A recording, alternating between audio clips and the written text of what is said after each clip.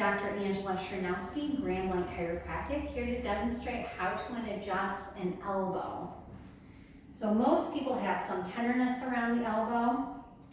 If it's along the thumb side of the elbow, that's called lateral epicondylitis or tennis elbow.